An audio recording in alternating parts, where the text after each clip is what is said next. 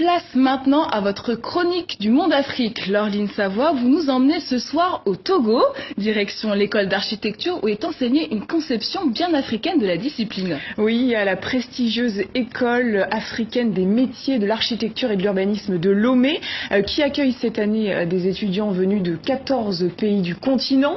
Elle a été fondée en 1976 et a formé jusqu'à présent plus de 1000 professionnels jeunes à l'architecture locale. Alors les experts occidentaux parleront d'architecture vernaculaire, en tout cas locale vernaculaire. Qu'est-ce qu'on entend par là? Eh bien on entend une architecture qui va tenir compte des matériaux locaux disponibles, du climat aussi, mais aussi des traditions régionales. Finalement, une architecture qui va s'émanciper des modèles de construction occidentale.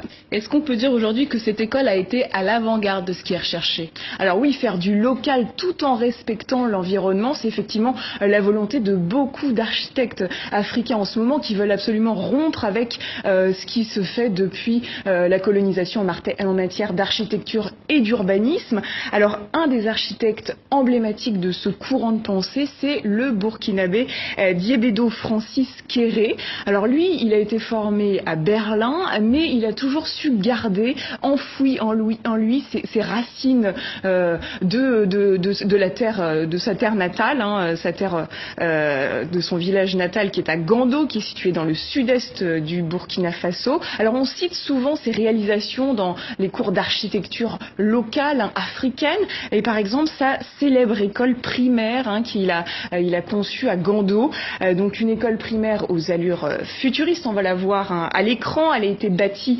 en briques de boue et elle est couverte d'un plafond d'argile. Alors cette star burkinabé, elle est bien sûr suivie par d'autres architectes du continent et notamment la jeune génération, et notre journaliste Morgane Lecam a rencontré une de ces architectes togolaises sur son chantier Rolande Konou. Elle a conçu le bâtiment d'un parc urbain et elle a conçu bien sûr sans ciment mais avec des briques de terre comprimées et stabilisées. Elle a utilisé aussi des bambous venus de la région des plateaux, et puis en arcade d'entrée, ce sont des pierres taillées qui viennent d'une carrière située à 120 km de Lomé. Donc la proximité, puis le traditionnel, c'est important pour ces jeunes architectes. Et ce reportage s'inscrit dans la série d'été que vous proposez au Monde Afrique. Voilà, une série d'été Afrique en ville qui s'achève demain. C'était 28 reportages dans 16 villes du continent, de Kinshasa jusqu'à Tanger, réalisés par 15 reporters contributeurs du Monde Afrique.